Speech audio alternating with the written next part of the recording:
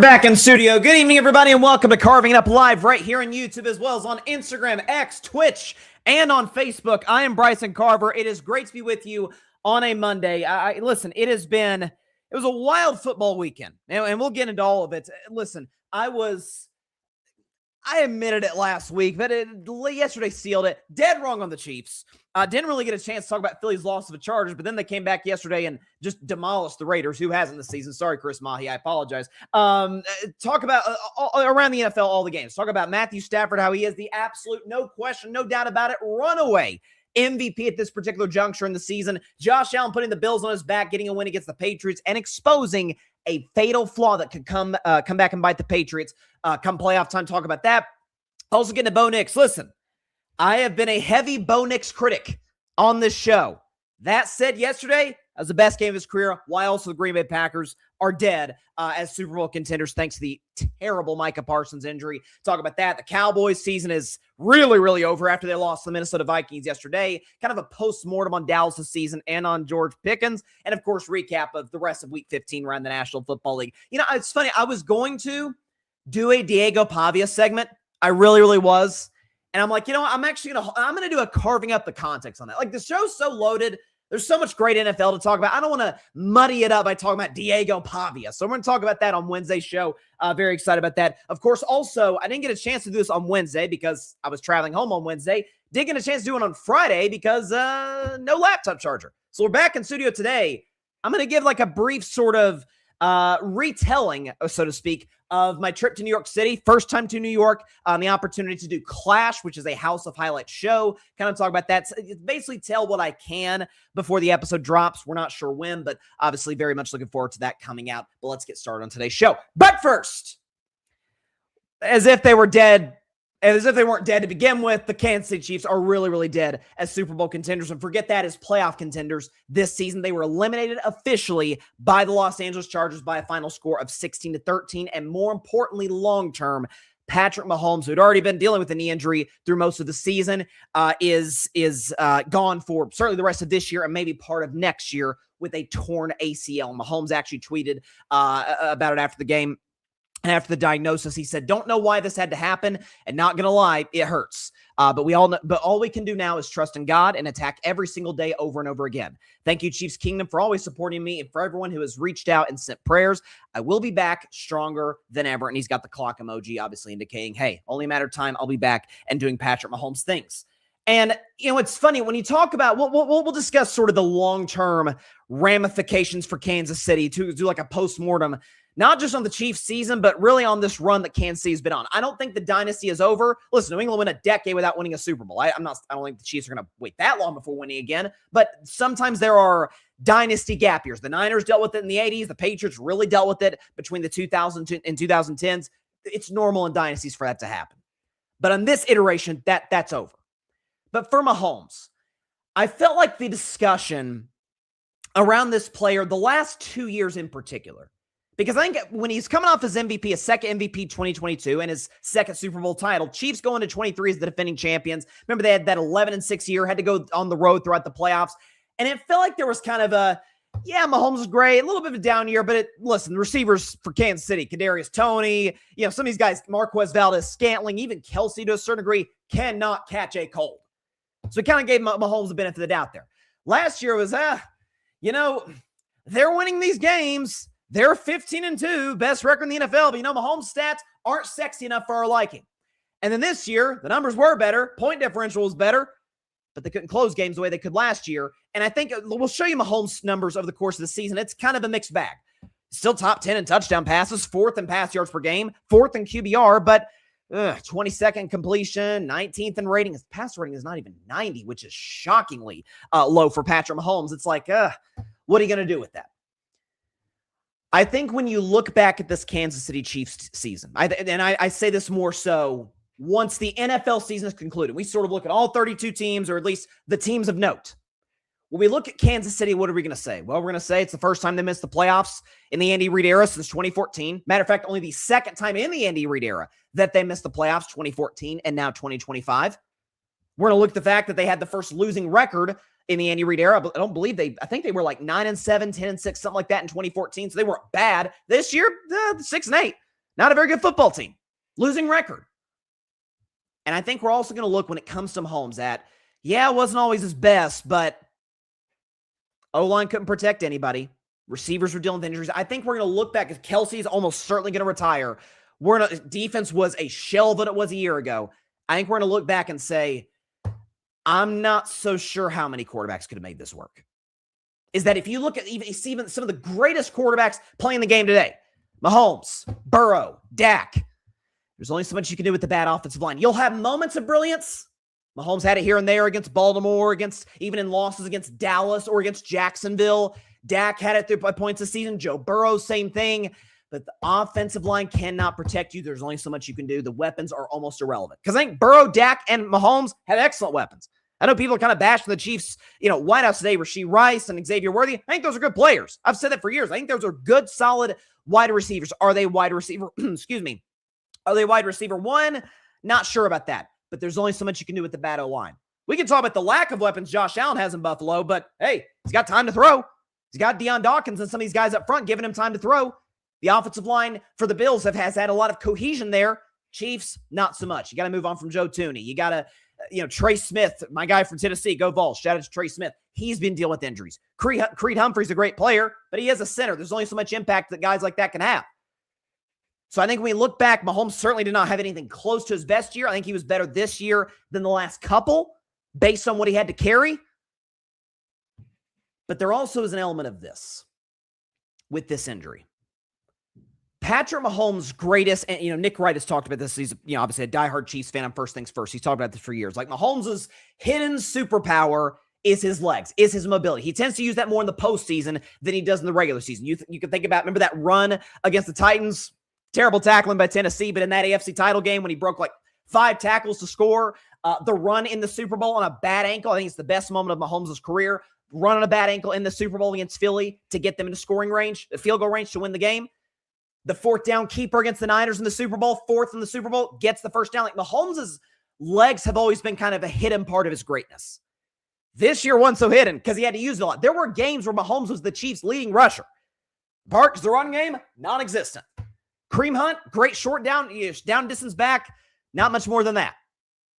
Isaiah Pacheco, good rookie year, cannot stay healthy the last 2 years. And Chiefs fans, were telling me on TikTok, hey, I think Brashad Smith is the kid's name. He's good. Maybe he will be good. Didn't really see that pop from him this year. Maybe that's an offensive line problem, not, a running back depth problem, but they don't really have a guy that Mahomes gives the balls to, and here he comes. Josh Allen has that with James Cook. A lot of the best teams, Caleb Williams has that with the 2 running backs he has with, Monungai and Swift. Like a running game, even in 2025, it's not the end-all be-all, but boy, it sure matters. Lamar Jackson's got Derrick Henry and that other back they've got. I think Mitchell might be his name. Like they've got those guys. They've got depth at that position. The Chiefs really don't. And so what I think it will force Kansas City to do this offseason, and probably the offseason after that, because they're certainly not going to be contenders next year unless Mahomes comes back and has a great season. But if you remember Brady, because people are kind of doing the comparison, hey, Brady, Mahomes, middle of their career, what was it, year 8 for both players, tore their ACL. Brady came back in 2009. It was one of the worst seasons of his career. Could we see that from Mahomes, a guy who is more reliant on his legs than Tom Brady was? That's very possible. Hope, certainly not wishing it, but that very well could be the case. Over the next couple of offseason, Brett Veach, who I think is one of the better GMs in the league, but he's fallen into a little bit of what all great dynasties tend to fall into. I think my Warriors have over the course of time since KD left in 2019. I think, again, some of the better dynasties we've seen, the Lakers, when Shaq departed in 2004, all of the great dynasties deal with a process where you kind of take your best player for granted. You're like, oh, just by virtue of having Kobe Bryant, Steph Curry, Patrick Mahomes, just by virtue of their greatness. Well, they need help too. Maybe not as much help as the middle of the road guys or the stars, but all the icons need help. Bird needed Mikal and Parrish. Okay, Magic needed Kareem. Kobe needed Shaq and Gasol. Steph needed Durant and Clay. And Draymond, of course. And Mahomes needs an offensive line and a running game. And God bless Travis Kelce. We all know he's got a pretty dope, off-season or not off-season, post-career coming up ahead of him. But it's over. He came into this year in better shape than he has, and it's still, He's dropping passes. He can't get open as consistently. We know Kelsey's never been a great blocker. Like, it's over for Travis. And we can talk about him once he is retired as one of the 5 greatest tight ends indisputably in the history of the game. But for Kansas City, like I said, I think it would be for a player of Mahomes' caliber and for a player with the competitive streak that Mahomes has. Because we that's kind of been talked about in national television today. I give the media credit, for that, is that Mahomes, like all the great athletes, the Bradys, the Montanas, the Peyton Mannings, the Joe Montanas, Kobe, Jordan, LeBron, Steph, the thing that they all have in common is they are almost unhealthily competitive. Patrick Mahomes has been dealing with a knee injury for most of the season. But you know what? Chiefs, we're still alive. I'm going to put my body on the line. He ran for a touchdown early in the game, and eventually the body just gives out. Every human body has limits. And so for a player of that greatness, with that resume, with that type of competitive streak, I think it would be very, very, very unwise to say, they're done. He's never going to win a Super Bowl again. There was a time people thought about that about Brady. Guess what? He won 4 more. But this iteration of the Chiefs dynasty is dead. It's over. The offensive line is in shambles. The receiving core, again, I think is better than people give it credit for, but probably could use like a true number 1. Rice and Worthy are good 2s, not necessarily a 1. They need to upgrade their running game, and they need to replenish the defensive draft, which Brett Veach has proved through the Tyreek Hill trade he's capable of doing. But Chris Jones is getting older. Kelsey's at the end of his rope. And let's be honest, Andy Reid's not getting younger. Andy Reid's in his late 60s. Now, Pete Carroll's coaching in his mid-70s. It's not going so well for the Raiders, but it can be done. But do you think Andy Reid's going to want to sit through maybe a 2-year sort of retool, rebuild type of situation in Kansas City? I don't know. But the good news for the Chiefs is it will be the most sought-after head coaching job in NFL history. Let's see. Do I coach Patrick Mahomes or do I coach a team that doesn't know if they have their quarterback yet? I am going to coach Patrick Mahomes. But for this iteration of the Chiefs dynasty, it's over, but it will go down. No, it won't go down as the greatest dynasty ever. That's New England's. I'm not sure they'll ever be touched. They went 18 years, 6 Super Bowls, 9 appearances. That's never going to be touched. But as far as a 7-year run from 2018 to 2024, it's almost unparalleled in the Super Bowl era. We could show you. So let's show the Chiefs' 7-year run, because we're talking Super Bowl era dynasty. The Packers were technically a dynasty during the Super Bowl era, but part of their dominance came pre-Super Bowl era. So we're just going steel curtain Steelers on to now. So for the Kansas City Chiefs, this is their 7-year run, and it's pretty darn unimpeachable. 7 division titles, won 77.5% of their games, 7 AFC title game appearances, 5 Super Bowl appearances, and they won 3 of those Super Bowl titles, including a back-to-back one in there. So compare that to the other greatest 7-year runs in the history of the sport. Let's put up the Pittsburgh Steelers, steel curtain, 73 to 79. 6 division titles, 76% win percentage, so slightly below Kansas City in division titles and win percentage. Fewer AFC title game appearances by 2. Now they do have more Super Bowl wins, but less Super Bowl appearances. So I would say just a tick. If they're not equal, they're a tick below the Kansas City Chiefs. For the 49ers, their greatest 7-year run, because they won a Super Bowl early in the Montana era, but then kind of had a little bit of a drought. So from 84 to 90, 6 division titles, higher win percentage, 79% or 78% basically, but fewer conference championship game appearances, fewer Super Bowl appearances by 2, but as many Super Bowls, 3. We know Montana never lost a Super Bowl. The Dallas Cowboys, their greatest run, it's respect to them. Amazing, not close to Kansas City's greatest 7-year run. 5 division titles, 67% win percentage, 4 conference championship appearances, 3 less than the Chiefs. 2 fewer Super Bowl appearances than the Chiefs, same amount of Super Bowl titles as the Chiefs. And of course, the Patriots, I had to choose. Is it 01 to 07? Or was it 2012, 2018? The numbers say 12 to 18 is the greatest 7-year run in Patriots history. Just as many division titles, as many conference championship game appearances, 1 fewer Super Bowl appearance, as many Super Bowl titles. So in terms of sustained postseason success, which Patrick Mahomes, by the way, already second all-time in postseason wins, will probably never catch Brady. But hey, listen, we never thought Brady would get as high as he did, right? This run, as currently constituted, is dead. It is over. They're going to have to retool this thing. But as long as they got 15, again, folks, there are certain athletes, man. Brady, Montana, Kobe, Jordan, LeBron, Steph, Mahomes. If you've got them, you always have a chance to win a championship. I've said about Dak Prescott, if you got a guy like Dak Prescott, you get a chance to win every game you play. Dak's obviously not in the caliber of Mahomes. With Mahomes, with the athletes I just mentioned, you have a chance to win a championship each and every season. It's up to the Chiefs to rebuild this thing and ensure a season does not progress like this, and certainly for Mahomes does not end the way that it did for him. Wishing him all the very best. And like I said, it's not the greatest dynasty ever. That goes to New England from 2001 to 2018.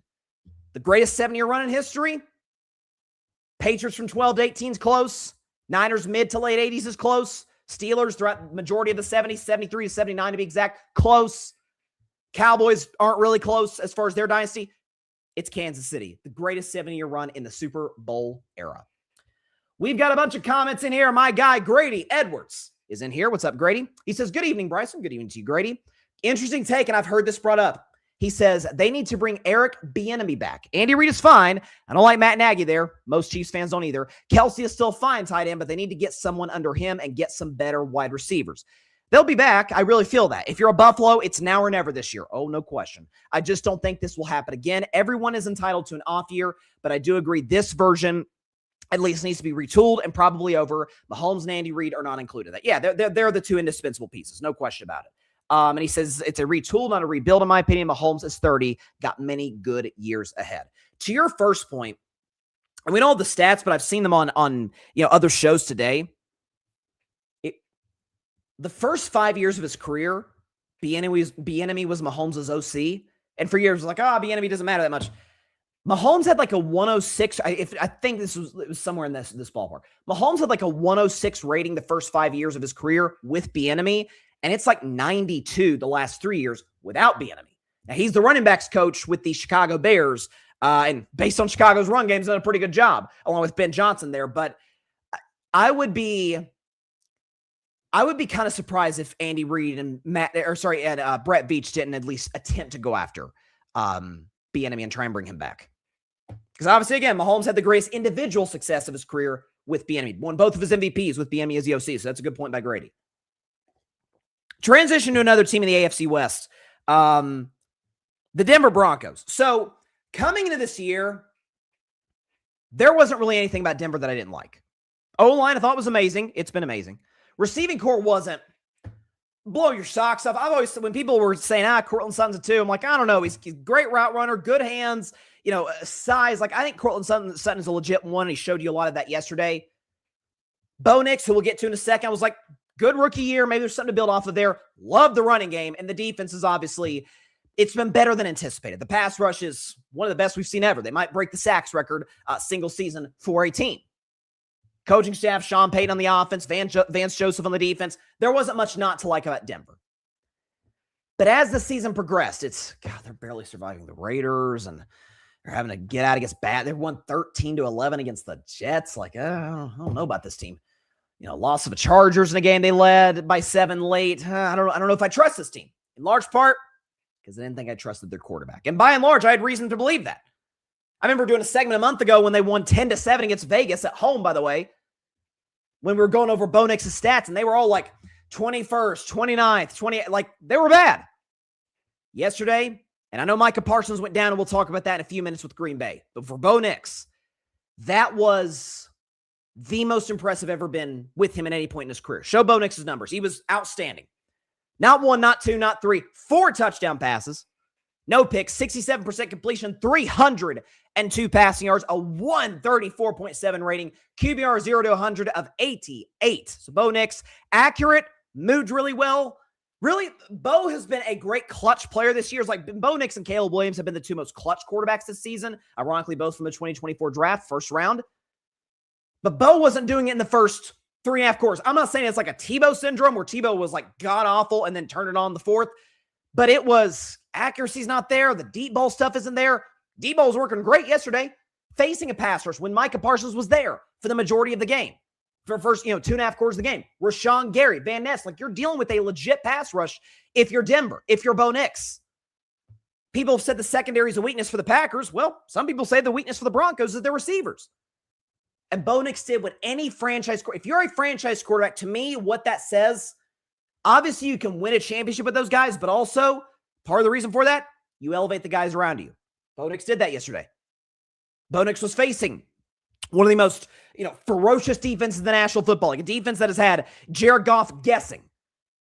Defenses that have had veteran quarterbacks not play their best football by any stretch of the imagination. And Bo Nix, the Broncos, put up an absolute masterclass against Denver. By the way, down 9, down 2 scores in the second half, end up finishing with 34.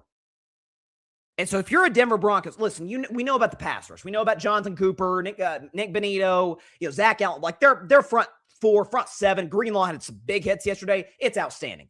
Secondary, Surtain, who was great yesterday against Watson before Watson went down. Hufanga, who I've always been a fan of.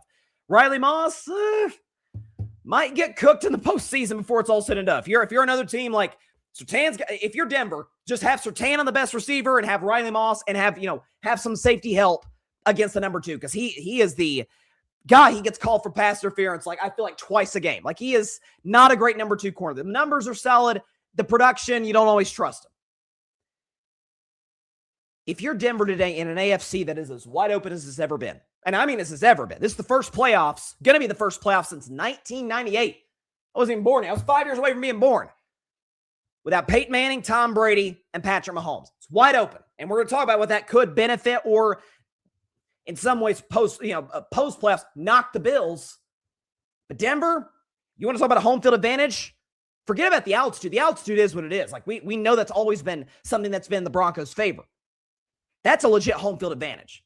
I've talked about that with Minnesota, with Detroit, Kansas City, the Saints in their heyday, the Seahawks in their heyday. We hear about home field advantage. There are certain areas, whether it's because of weather, Green Bay, for example, or New England, there's certain venues in the NFL where the crowd has a legitimate impact on a team's productivity and their success. And the Denver Broncos can absolutely say that. They've been a raucous fan base for years. That's a tough place to go in and play. Playing Sean Payton off the bye, having the playoffs go through, Mile High Stadium, whatever it's called now, that could be huge for this team. With New England losing yesterday, Denver the rest of the way, all of a sudden, if I can pull this up here, their schedule doesn't look so brutal. Rest of the way. Now, Jacksonville, that's kind of tough, but Jacksonville at home, Jags are playing good football. Talk about Trevor later. Then you got at the Chiefs on Christmas. No Mahomes, probably no Kelsey. The Chiefs might just sit their guys and tank for a high pick. And then you have a home game against the Chargers. But for that point, depending on what happens between Baltimore and New England, you might have already wrapped up the 1 seed and you sit your guys. Now, that's always been a risky proposition. If you've got the 1 seed locked up in the last week of the season, do you give you guys 2 weeks off? That's always been kind of a legitimate debate among NFL insiders for years. If you got the 1 seed wrapped up before you end the season, you don't want to give your guys too much rest. It's the rest versus rust discussion. But I've been critical of Bo Nix. That was impressive. I went so far as in the show to say, despite the Broncos' talent, despite the fact that they have, I've said all season, the best offensive/defensive line combo in all of football by a long shot. Despite the head coach in Sean Payton, who we know has won a Super Bowl and has extensive playoff history and success back with the Saints, I don't trust number 10. He moves well. I like him. He's comfortable late. He's no choke artist, quite the opposite. But what does he do for the first 3.5 quarters ahead of that?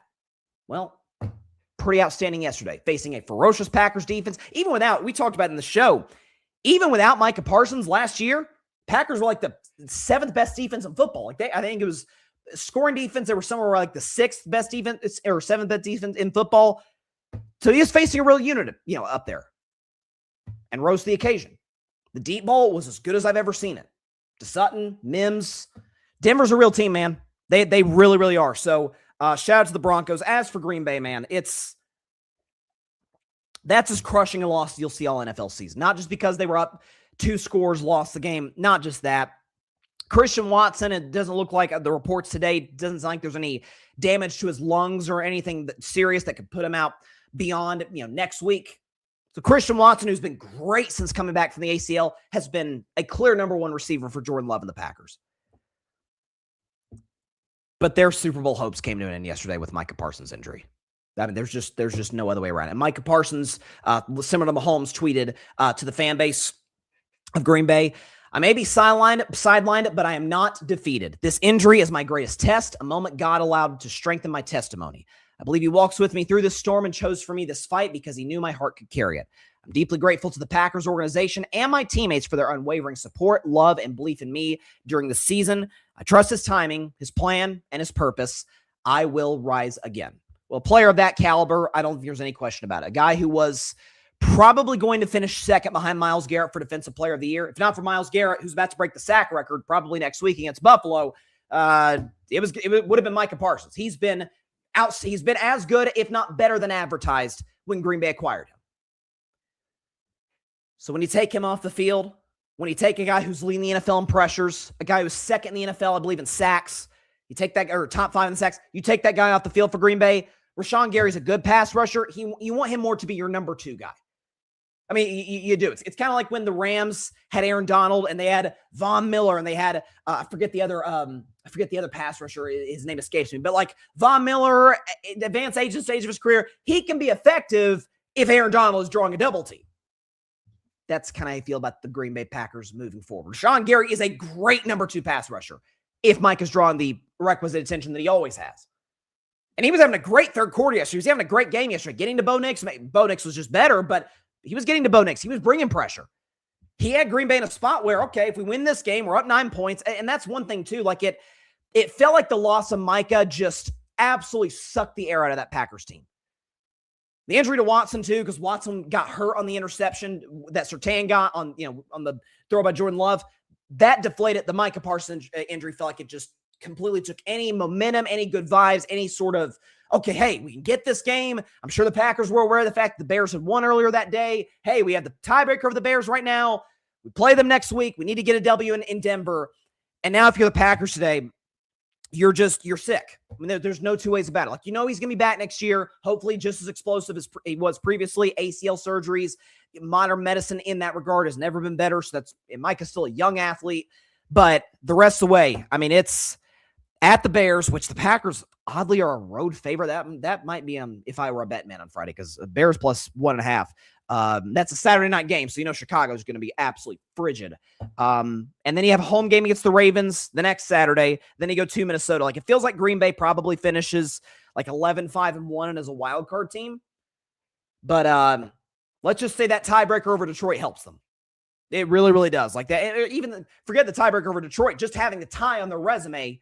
If Green Bay goes 2-1, Lions were to win out, we'll talk about them later in the show, they still get in 11-5-1 to 11-6. So, but that's every legitimate Super Bowl contender, unless you have just a superstar all-world unicorn at quarterback. Mahomes, Josh Allen, Lamar in years past. And we know Lamar's had his struggles in the postseason. Jordan Love's had a great year.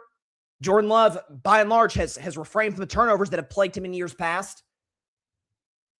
But without a stopper, without your Mariano Rivera, so to speak, to close the game where you got a lead, you feel good about yourself, you're trying to milk clock. Hey, number 1, Micah Parsons, pin yours back, come after the quarterback 1,000 miles an hour like you always do. Well, that's gone now.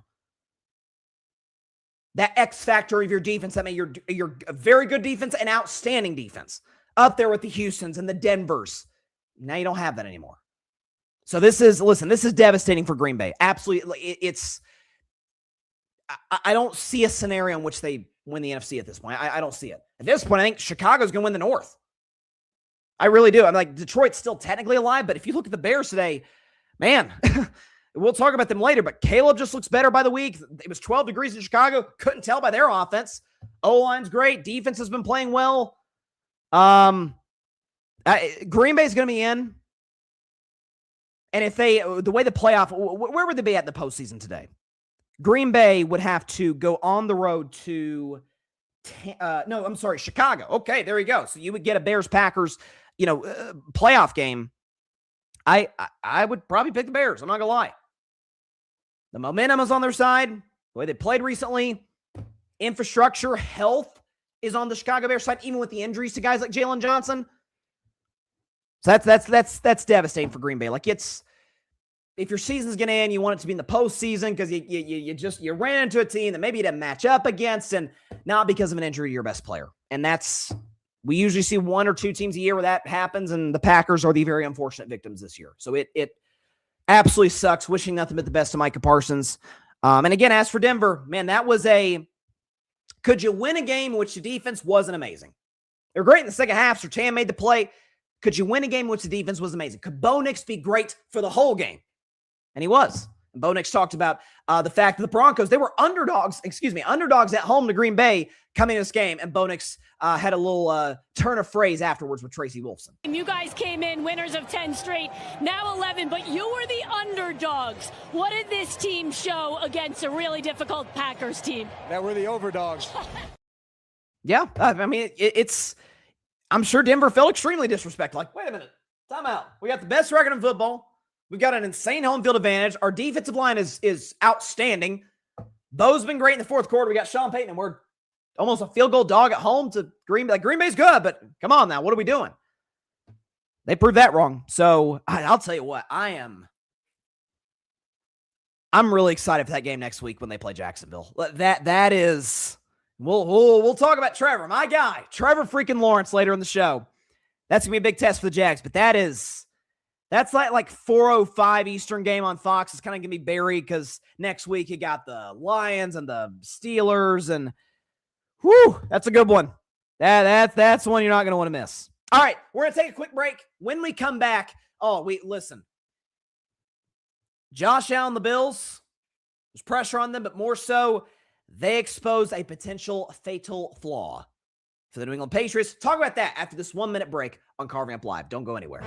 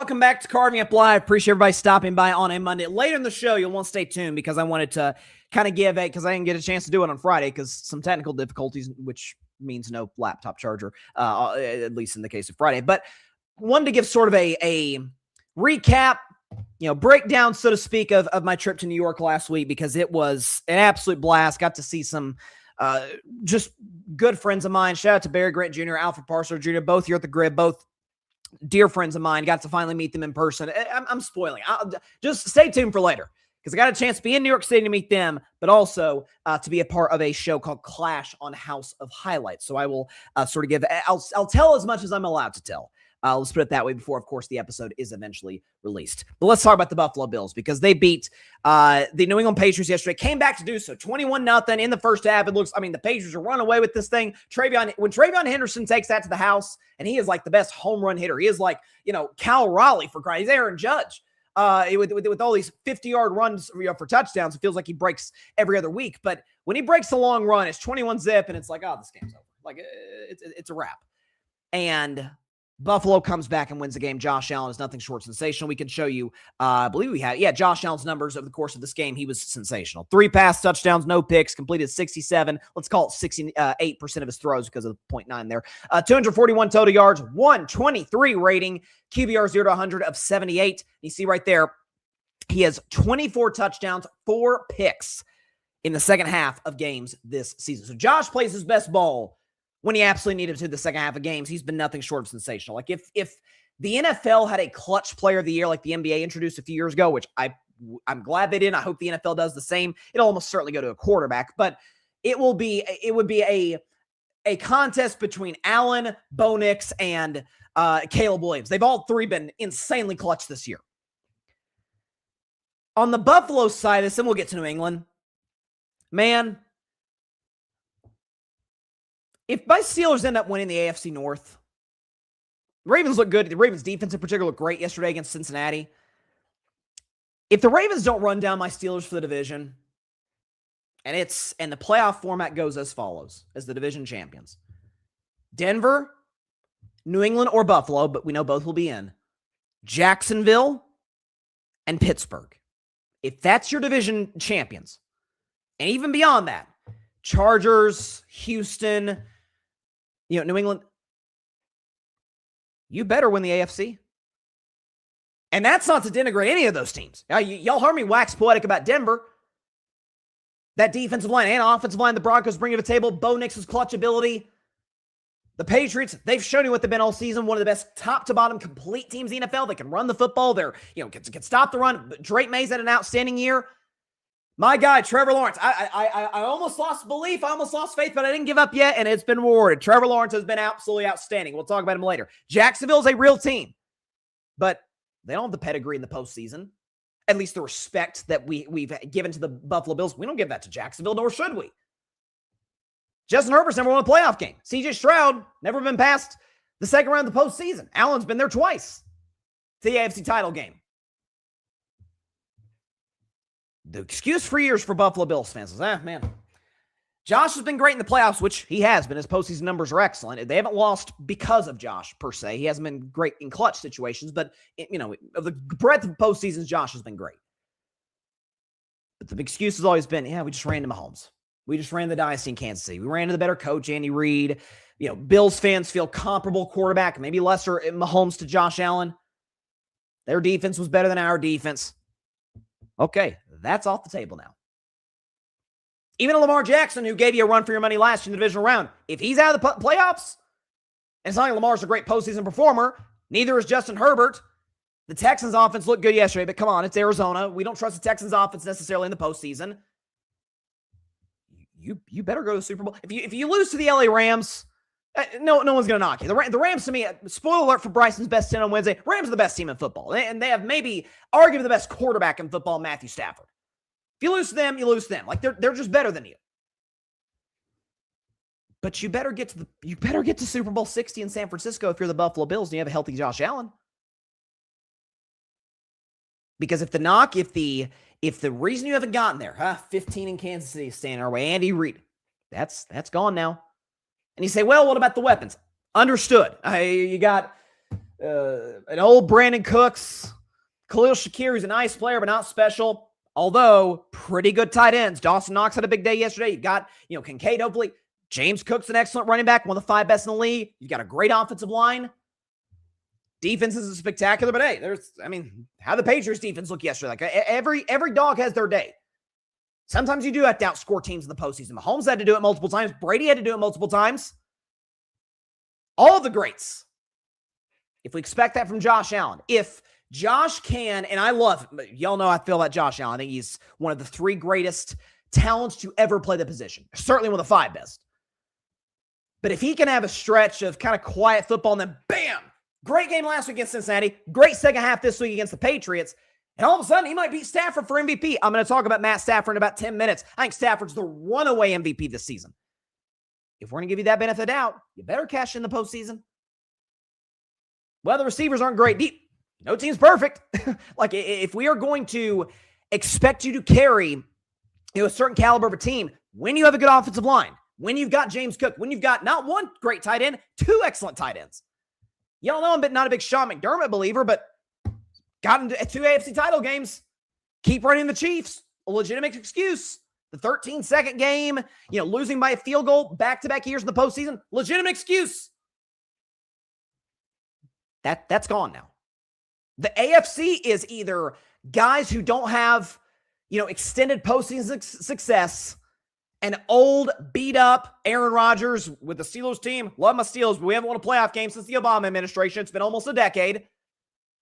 Or guys with minimal to no postseason experience. Bo Nix, Drake Maye, guys with, little postseason experience like a Trevor Lawrence, a Justin Herbert, a C.J. Stroud. You darn well better go to the Super Bowl. All the pressure's on you now. And so Josh Allen talked about the Bills' kind of resilient comeback, a vibe about them this season. He talked about it after the game, after the win against the Patriots. Then we'll talk about New England. I think it's maybe over the course of the season what we've done, and you saw it today, of what makes this team of, we're not out of it. We're going to continue to fight one play at a time, no matter what the score is. If it's in the third quarter, it's in the fourth quarter, whatever it is. If we've got a chance and we got the ball, we feel like we like our chances, and that's that. And that's been the MO of the Bills this season. When you talk about their week 1 win against Baltimore, last week against Cincinnati, when the defense did make some plays on Joe Burrow, this week down 21-0 to New England. And then let's play Mike Vrabel's bite about Josh Allen, then we'll talk about the Patriots, because Buffalo might have exposed a really concerning trend that has been plaguing New England as of late. But Mike Vrabel talking about the greatness of Josh Allen. I mean, it's the same thing everybody else sees. He's 6'5", 250 pounds, runs fast, hard to tackle, hard to get down on the ground. It's accurate, strong arm. Like, I'm giving you,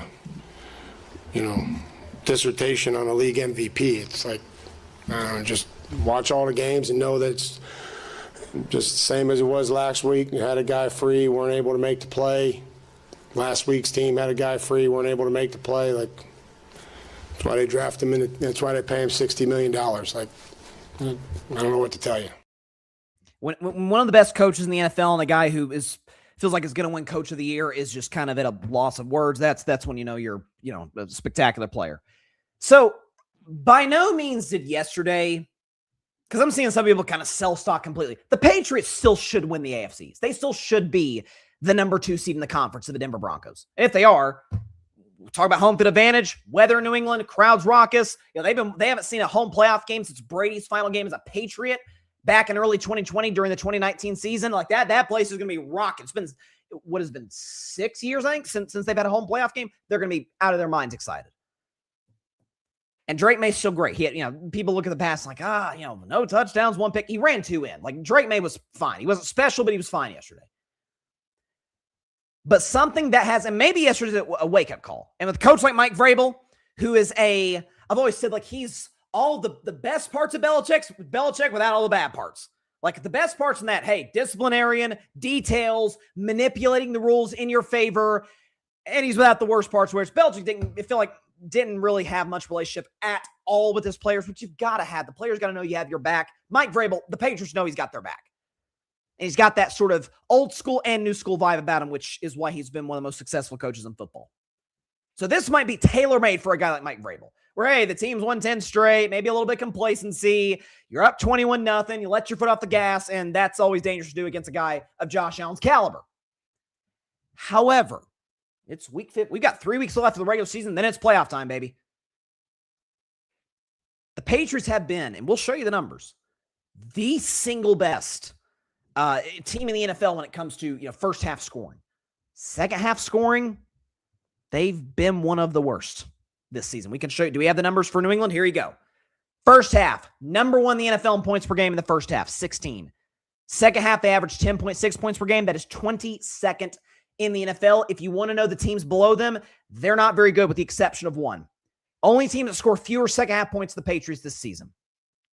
The Commanders, Cardinals, Giants, Eagles, and we know their offensive struggles. Dolphins, Falcons, Titans, Saints, Raiders, Browns. Is that hey, we're blowing teams out week after week? Like, the Giants and Miami, they can't compete with us. We'll be fine. Or is it a level of, again, complacency? We've won 10 in a row. Patriots are back. We're sort of inheriting the good vibes, the energy from those great Patriot dynasty teams with Brady and Belichick, and our fans are expecting us to do the same. And so we've got this. Winning culture's back in New England. Vrabel's part of some of those championship teams. Vrabel's a great coach. Drake Maye might win MVP. We're going to get the 1 seed if Denver just slips up one time. Our schedule's easy, and then you get humbled a little bit like yesterday. Now, the Patriots, to their credit, didn't just roll over and die. It wasn't like the Buffalo scored 35 unanswered, right? Drake Maye ends up leading the block to least of a Trayvon Henderson, long run for a touchdown. I don't know, Patriots fans are going to whine, the refs, the pass interference calls. Here's the thing, man. You will not find it's multi-layered, and I've talked about this for years on Carving It Up. Number 1, you will not find a single one of the 32 teams this season that haven't gotten screwed by some bad officiating calls one way or the other. B, some of those were kind of ticky-tack or at least close, debatable. Hey, you can see why they called that. Depending on if you're rooting for or against the Patriots, you feel a certain type of way about it. And C, bro, you're up 21-0. Like, that's the Buffalo spotted you 3 touchdowns at home in a game where you can clinch the AFCs. Yeah, like it's a wrap. You win this game, you are guaranteed at least one home playoff game. Now, you still should get that. You still should win the AFC East and get the number 2 seed in the conference to the Denver Broncos, assuming Denver doesn't, slip up the rest of the season. But now it's a question. Now it's, we lose one more time. Here comes Buffalo. Josh Allen's got it, on a roll. We know how great he's been in the postseason in years past. You would really, it would be, I think, as for any second place team that doesn't win the division, you think about Seattle, you think about Green Bay, I guess technically Buffalo. A team like New England, if they end up falling to the point where they're having to play road playoff games the whole way, it would be utterly devastating. Devastating. By the way, next week, and I'm not sure I necessarily agree with this because of the fact that I trust Vrabel when his teams are facing adversity, but they're 2.5-point dogs at Baltimore. And have you seen Baltimore's offense? Looked okay yesterday, but the defense carried the day for the Ravens against Cincinnati. They lose that game, maybe we're viewing the Patriots a little different. Like, hey, once you go up in weight class, once you're playing the elite quarterbacks, it doesn't look like the same squad. And I know they beat Buffalo early this season, to their credit. Some of that was Buffalo 3 turnovers. Josh Allen didn't play very well. So when you're playing Josh Allen at his best, then what? You're at 3 touchdowns at home with a chance to wrap up the division. Then what? Show that number one more time. And they showed a similar graphic on CBS, something like, first half, second half point differential. We're just doing points per game or points per half, I guess. 16 points, 60.7 points, per first half. That's best in the NFL. 10.6 points per half. That is 22nd in the NFL. And with the exception of Philly, every team below them is terrible. A bit of a front runner type tendency. We'll see if they prove people wrong next week against the Baltimore Ravens. Because with Baltimore's offensive struggles, that defense is playing well. That's on the road. Bad weather. Not the Patriots aren't used to that. In Baltimore, Sunday Night Football, whole country's watching. Vrabel's the type of coach I think will have his guys ready to go in that situation. But beyond that, if that does not occur, I think we see this Patriots team a little bit differently. Like, hey, had a great year, double-digit wins. Still might end up winning the division, but we don't trust them as much as Buffalo. We don't think they have the roster to the level of a Denver. They don't have the playoff experience, albeit minimal, of a CJ Stroud, of a Trevor Lawrence out of the AFC South. So that's where I'm at in New England. Got some comments here. Ryan Flowers from Clutch Sports Talking NFL Matchups. He says, fine, ain't going to cut it. Got to be special to win a Super Bowl. We will see. The season is week to week. I think those numbers could be misleading because they might be taking their foot off the gas. Well, that's talking about the Patriots, second half point differential or points per game. I honestly, Ryan, when I did the research, I was like, because I remember, again, the CBS showed the stat of point differential, wasn't able to lock down the point differential. So I was like, okay, points per half. And there might be some great teams that just blow out, like what the Eagles did against the Raiders. Like they smoke them and then just kind of take their foot off the gas. But when I saw, again, the teams below them in points per game in the second half, Commanders, Cardinals, Giants, Eagles, Dolphins, Falcons, Titans, Saints, Raiders, Browns, like teams that are in the running, some teams that are in the running for the number 1 overall pick, teams that need a quarterback. It's like that's a bit of a knock. And he says, if Drake May wins the MVP, it's like Mendoza winning the Heisman. Somebody has to win it. Listen, Drake's going to finish top 3. I'm not sure if Josh Allen's going to leap him. You'll see where I've got Bryson's MVP ladder on Wednesday's show. I got to be honest with y'all. This actually is a perfect segue in my next segment. Matt Stafford's MVP, and it's not even remotely close. Respect to Drake May. Respect to Josh Allen. Heck, respect to Myles Garrett, who's almost certainly against Josh Allen, going to break the sack record next week. Doing so on a Browns team that's terrible and is trailing games makes it even more impressive. It's not like it's a guy, like if Micah Parsons, knock on wood for him, if he broke the sack record, it would be amazing. But the Packers are leading a lot of these games. The Browns aren't. So it makes Myles Garrett's accomplishment that he's about to pull off all the more impressive. But with that all being said, it's Stafford by a country mile. Show Matt Stafford's numbers. I mean, he's first or second in every major statistical category. First in pass touchdowns, second pass yards per game. Now, only 13th in completion, but 66% still pretty darn good. First in passer rating, 4th in QBR, and he's the NFC's number 1 seed as we sit here today in an NFC that is miles better than the AFC today. You got the Rams, Seattle, the Niners, and that's just in the NFC West. He's leading the toughest division in football. By the way, he's been doing it with injuries to Puka Nacua this season. Now Devontae Adams, unfortunately for him, Old man injury, not going to win for Devontae. Hamstring, he's probably gone for the rest of the regular season. I think he should be. The Rams should sit him for the postseason, have their best number 2 receiver ready to go. But this was a year where Stafford comes in. There's the back problems. He doesn't play for most of camp. I've said it. I sound like a broken record. I've said it for 3 months on the show.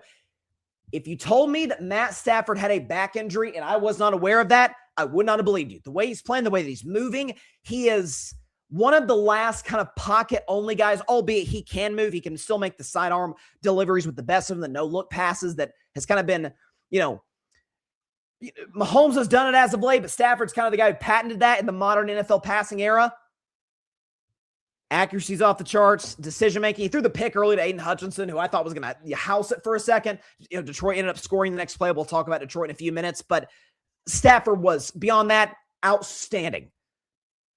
And I think when you talk about a guy who has the resume that he has, where he's kind of in that Phillip Rivers, we'll talk about Phillip later, like, is he a Hall of Fame? Like the numbers say it. Now, unlike Phillip Rivers, he's got a Super Bowl, but he didn't win Super Bowl MVP. That was Cooper Kupp. I thought it should have been Aaron Donald. So 2 guys for the Rams that were in that game probably more valuable than Stafford was. But he's been successful in the postseason with the Rams. Won that Super Bowl in 21. If the Rams had been better in the red zone, would have beaten Detroit in 23. Hammered the 14-win Vikings in the first round last year. And then in the snow, Jalen Carter doesn't make a play. The Rams win that game in Philadelphia after they were down, double digits with 4 minutes to go on the road on a short week after the devastating LA Fires. Like this is elite quarterback stuff. This is Hall of Fame level stuff. And for as great as Drake Maye has been, did you know this? Drake Maye has 14 fewer touchdown passes than Matt Stafford. 14. It's not 7, 8. 14. Josh Allen's been amazing, but it's kind of been a little bit of a roller coaster. Stafford had a bad game a few weeks ago against Carolina. That's basically it. He's good against Seattle. Torched the Lions. Like, he's been great by and large against all the contenders in the NFC. And so if we're talking about the word valuable, you can make a case for Josh and Drake, no question, certainly for a guy like Myles Garrett. But then again, there's an award for Myles Garrett. It's called Defensive Player of the Year, which he's probably going to win unanimously. But I don't see the team's winning. The team is the best in the tougher conference. The team is the best in the far and away the toughest division in football, the NFC West, where San Francisco's won 10 games. San Francisco still controls their fate, I think, as the 1 seed, and they're in 3rd place in the West. Then you add the likes of the Chicago Bears, the Green Bay Packers. Detroit's out of it, but if Detroit gets in, no one wants to play them. Philadelphia, defending champions. Like, the NFC's loaded. And you're the top seed in the conference. Huge game on Thursday against Seattle. But as of today, you're number 1. That's impressive stuff. And your numbers are what they are. Most touchdowns by a pretty comfortable margin. 2nd pass yards per game to Dak. Like, it's you could say Puka Nacua, you can say all of these guys, but ultimately the quarterback's got to get the job done when it's all, when it's all said and done. Like, the accuracy's been there, the clutch factor's been there. They're smoking some of the best teams. Against the Niners a few weeks ago, destroyed San Francisco. The score wouldn't indicate it, but Stafford was outstanding against a Robert Saleh coach defense. And it's hard right now to make an argument for anybody other than the Rams as the favorite out of the NFC. Like, you give Philly respect, but Philly, and we didn't get a chance to talk about it, but I have a rule on this show, and the Chiefs broke it a few weeks ago. Tampa Bay's already broken it. And the Eagles, we're talking about teams that are legit contenders. If you lose 3 consecutive games, I do not consider you a contender.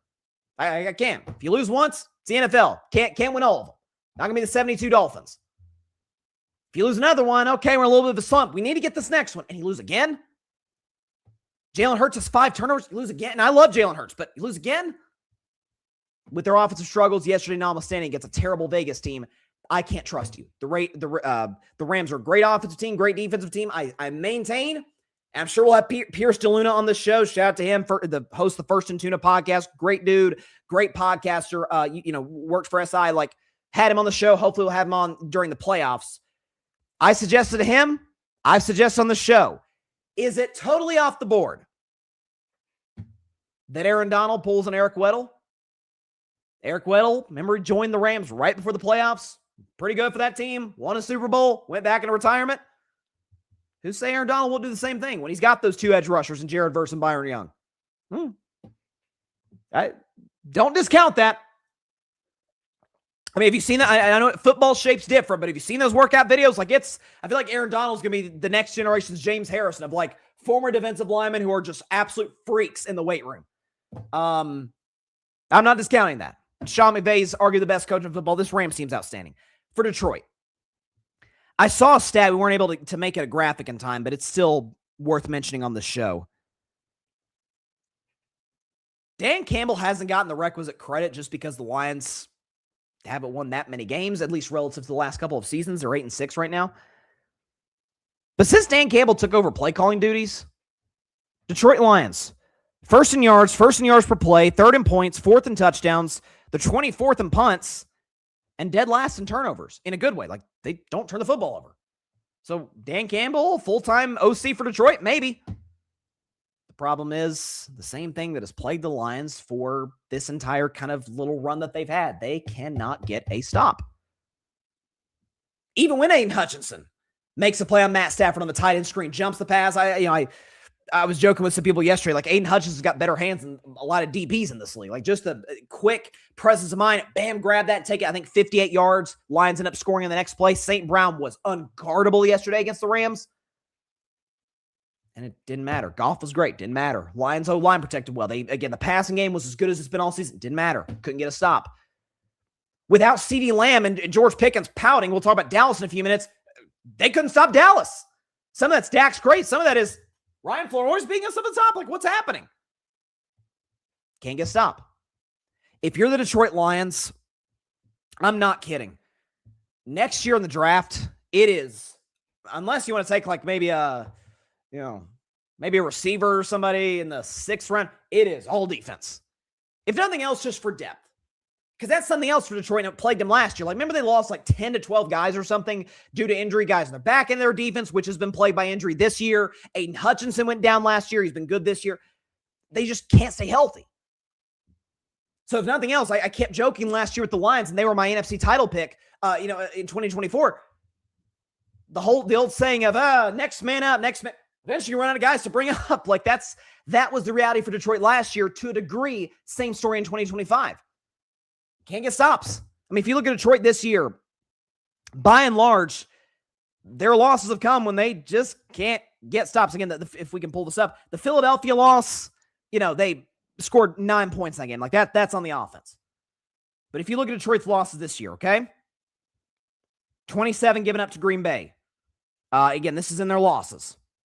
Against the Chiefs, gave up 30. Against the Vikings, J.J. McCarthy's looked better as of late, but at home, 27. Against Philly, 16. That's on the offense. Green Bay, 31 at home on Thanksgiving Day. And then yesterday, 41 against the LA Rams. By the way, he gave up 30 last week to Dallas. At home, with a week to prepare. So, I don't know if it's a coaching issue. I really don't think it is. I think it's a personnel issue. I think it's a lack of depth issue. I think it's we've invested a lot in our offense in the draft the last few years. The Jahmyr Gibbs pick, the offensive line. Obviously, Goff has been really productive in Detroit.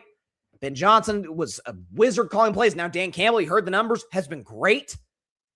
Has brought a more balanced style of offense. That's why I said when Dan Campbell called the plays, he didn't call plays because Morton was doing a bad job. He called plays because we're bite kneecaps, right? We're a team that wants to hit you in the mouth. We're a team that wants to establish the line of scrimmage, run the football with Gibbs and Montgomery, and they've done that better. They just can't get a stop. Now, if you're Detroit moving forward, they don't control their own destiny, but they just need Chicago or Green Bay to kind of slip up a little bit. Like if the Packers go 1-2 the rest of the way and Detroit wins out, Detroit gets in. But Detroit the rest of the way. Home game against Pittsburgh. That line just keeps going up in Detroit's favor. As a Steelers fan, I am truly dreading that game. Short week at Detroit. The Lions are desperate. That could be a long day for me as a Steelers fan. At Minnesota on Christmas on a short week. Like, Vikings have looked better as of late. J.J. McCarthy in particular, so you never know. And then at the Chicago Bears in a game that could be an elimination game, oddly, for both teams, even though the Bears are, second in the NFC, depending on where both teams are at in a few weeks. It's all out in front of them, but the schedule's not exactly easy. The still Pittsburgh. The Vikings, divisional opponent, there's familiarity. They've already beaten you in your house. Now you got to go to theirs on Christmas. Fans will be, excited. Minnesota's got a legit home field advantage. And then at Chicago, that's a tough road ahead for Detroit. It really, really is. So pulling for Dan Campbell, pulling for the Lions to, do something special. But that's a hard road ahead. And as for the former Lions quarterback, Matt Stafford, spent the first 12 years of his career there. He's respect to Josh, respect to Drake May, Myles Garrett. I don't even think it's a contest.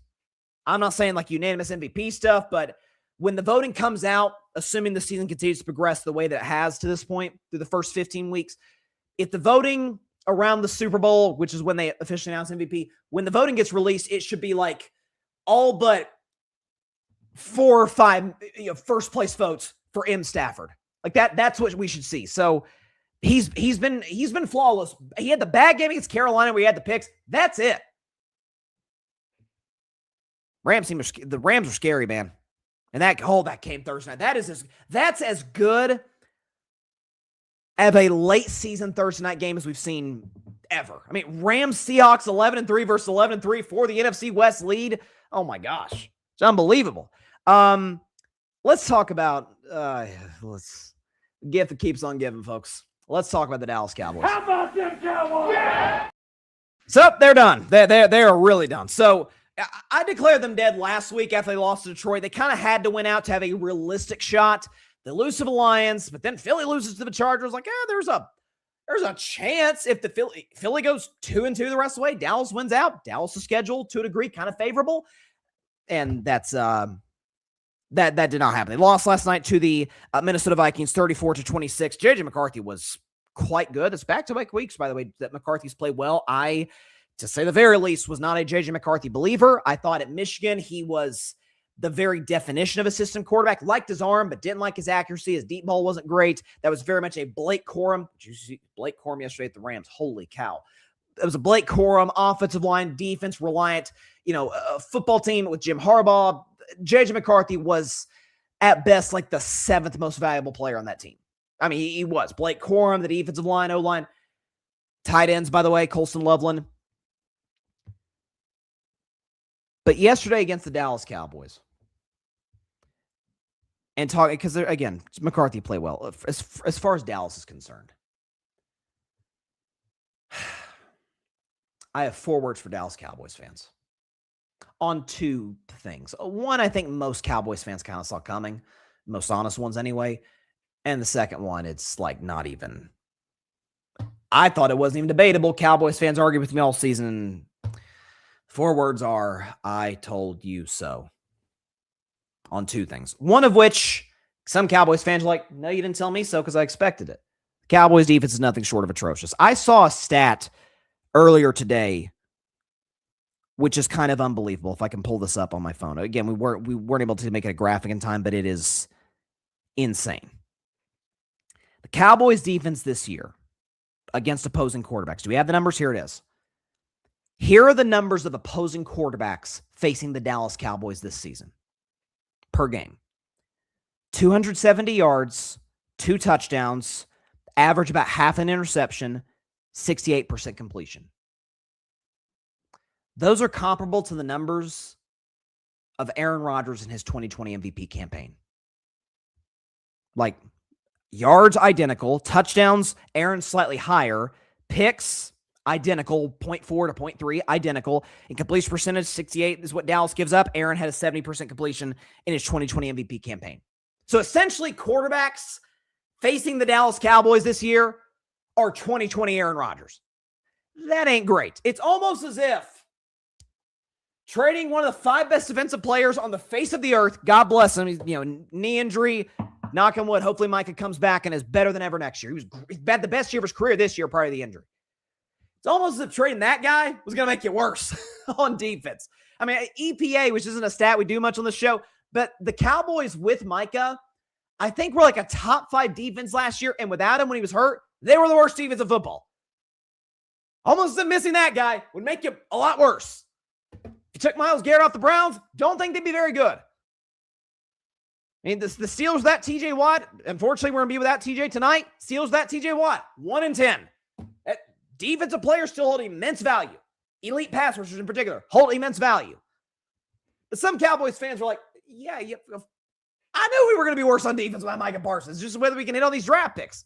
Well, based on Jerry's recent history, I don't have much hope there, but we'll see. Maybe he can redeem himself. But the thing that majority of Cowboys fans argued with me all season long, and I remain steadfast, didn't move an inch on this. Bryson, you're too hard on George Pickens. He didn't work in Pittsburgh because the quarterback play was bad. It is Kenny Pickett and Russell Wilson, Justin Fields, Mason Rudolph. Like, what are you going to do with that? Fair point. Although Justin Jefferson's been dealing with mediocre quarterback play for years. He's the best receiver in football, but that's neither here nor there. He's on his best behavior this year. He's playing well. There was a point in time. Receiving yards, it went Jackson Smith and Jigba, George Pickens. George Pickens was ahead of CeeDee Lamb, wasn't leading the Cowboys, partly because he was hurt, but wasn't leading the Cowboys in receiving yards. It was George Pickens. I said, just wait.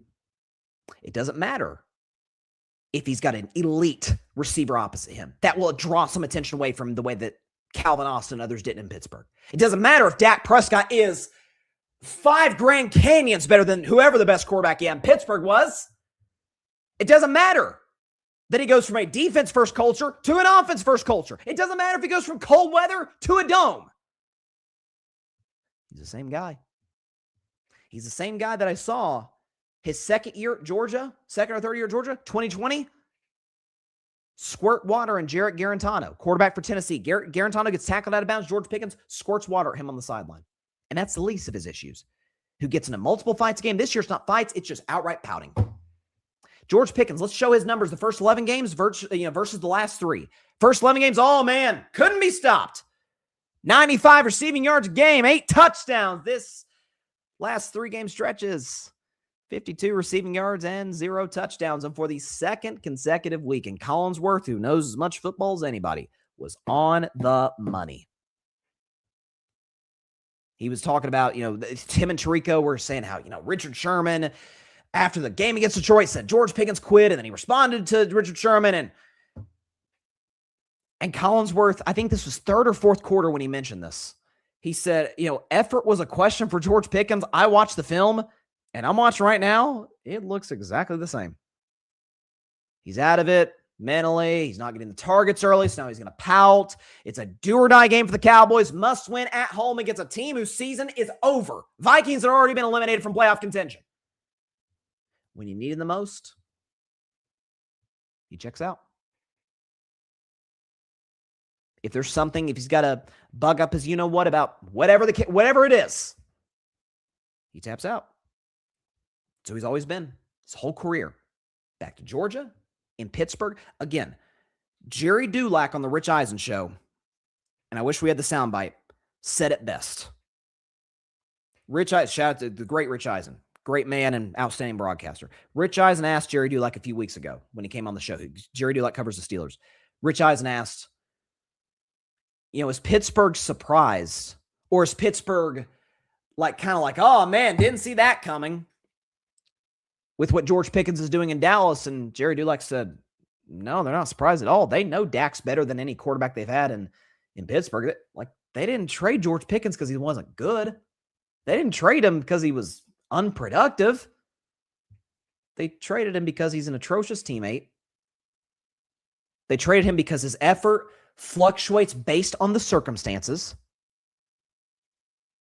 And they traded him because he was in a contract year, and no way on planet Earth were they going to give him an extension and entrust him to be one of the cornerstones of their franchise. I have knocked the Steelers for a lot of their decisions offensively, for not valuing the quarterback position, from not valuing an offensive line, to not getting a creative play caller.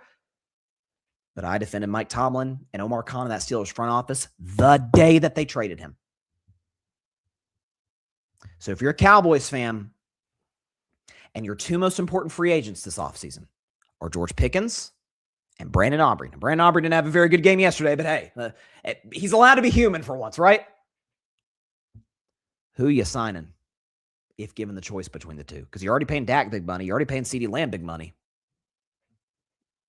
You going to do what the Cincinnati Bengals did? And by the way, T. Higgins is a lot more reliable than George Pickens. A lot more productive consistently. Effort is always there, like it is with most elite receivers. I said this over and over. Defensive coordinators, when game planning against Pittsburgh,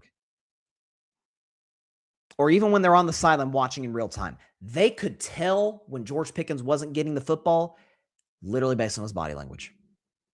They could look at it, oh yeah, 14's not getting it. Okay, so you don't have to worry about him. Or if he is getting it, it's going to be like a 3rd and 15, a 6-yard, curl route, and it's not going to go anywhere. We're going to have him wrapped up, and we're going to force a punt.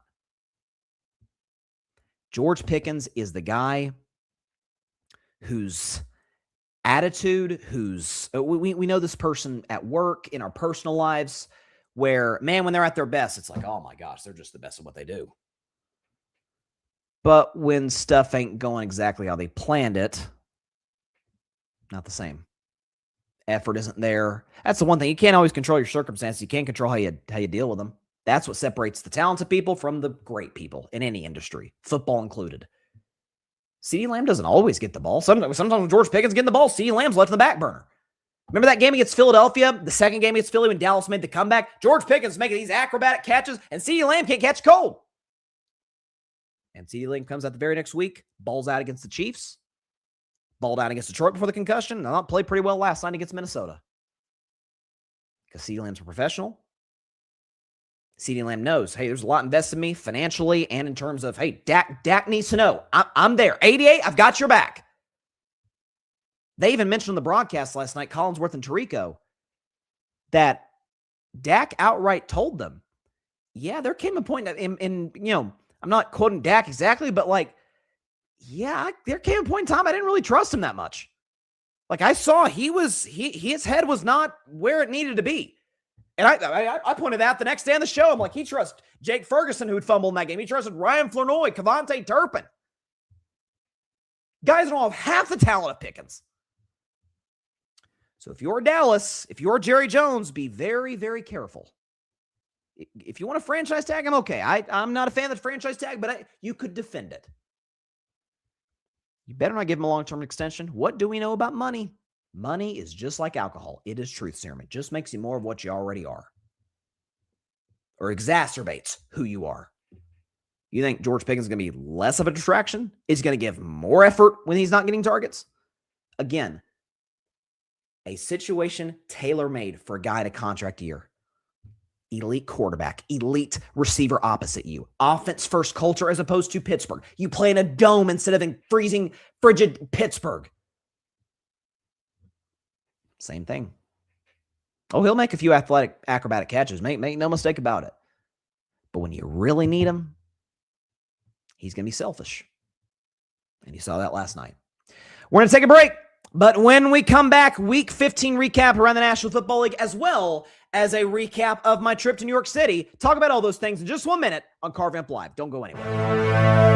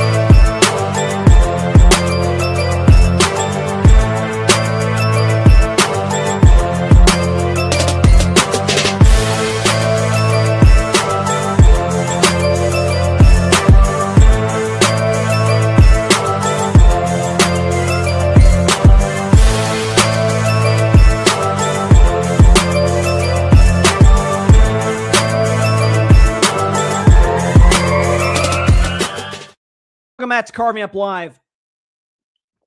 I mean, it was just a weird weekend around the NFL in the sense of you had some you had a lot of young quarterbacks absolutely just show up in a major way who had kind of some ups and downs. You have Bo Nix, Caleb Williams, Trevor Lawrence. I'll talk about those last two guys in a few minutes, but let's do a Week 15 recap around the NFL. Again, we didn't do a show Friday, so I didn't get a chance to really dive in on Falcons and Buccaneers. Atlanta won that one 29-28.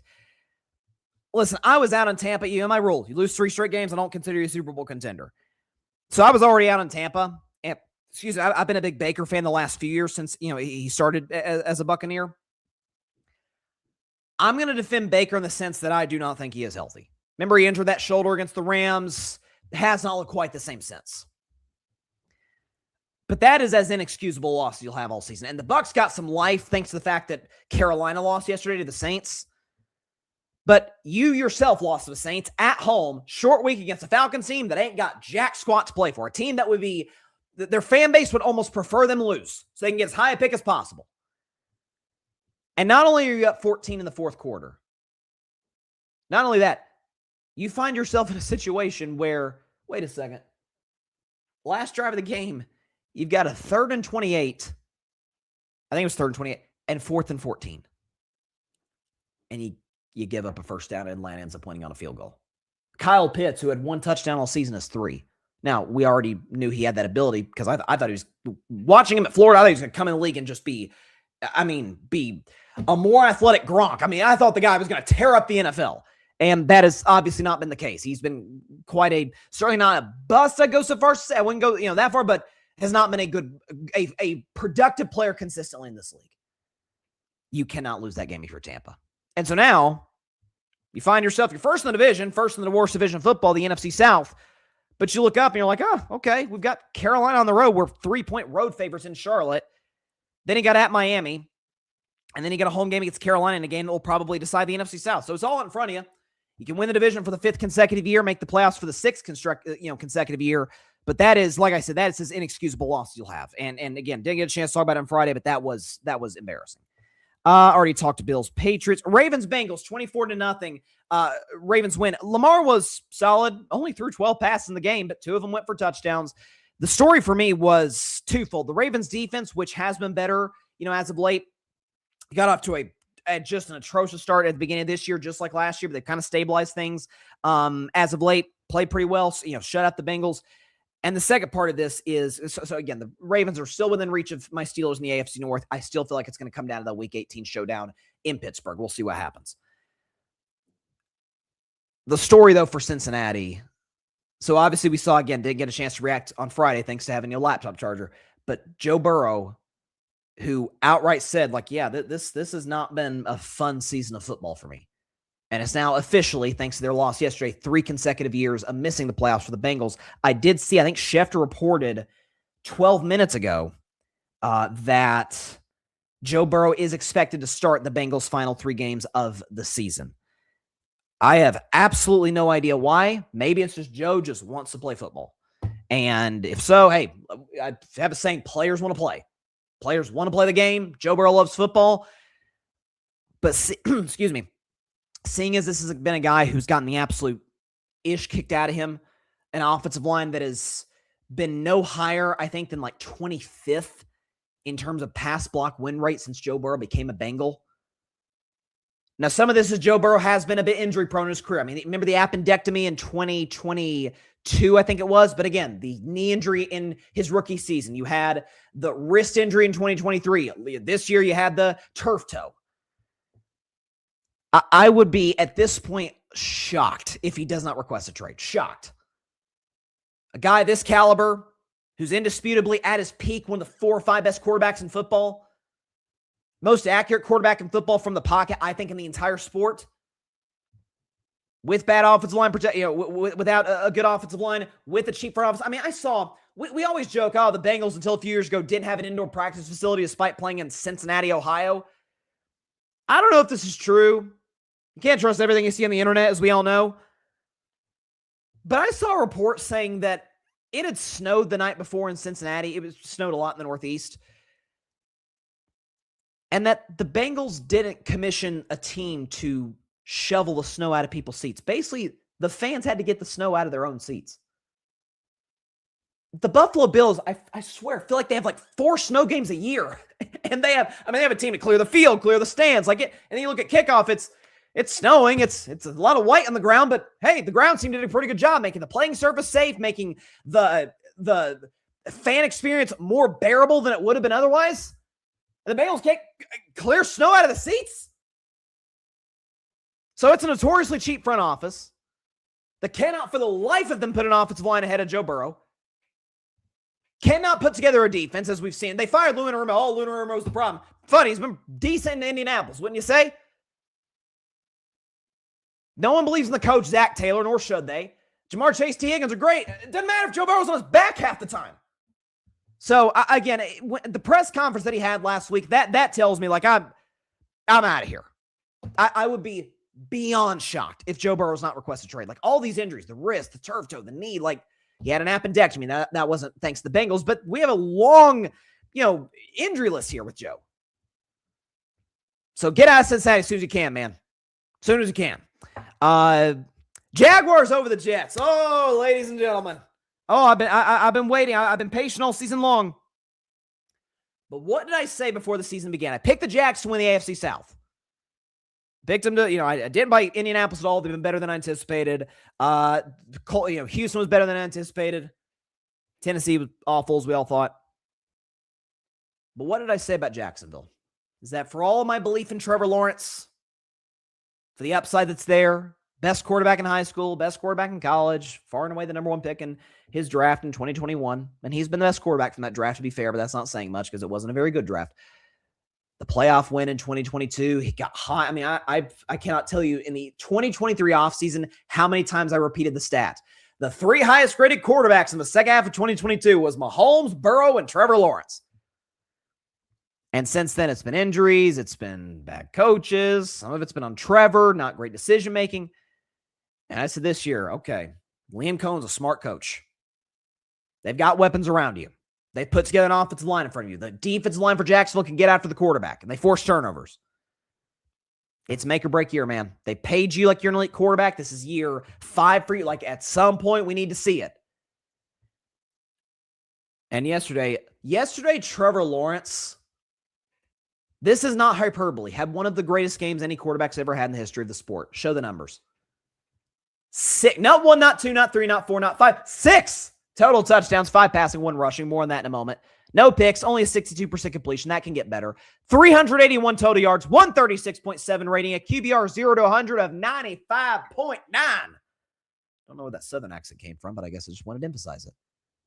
He is the first player in the history of the NFL to have 300 or more passing yards, 5 or more passing touchdowns, 50 or more rushing yards, and one or more rushing touchdowns in the same game. That has never been done in the history of the sport until Trevor Lawrence yesterday against the Jets. And in the last 3 games, let's put it this way.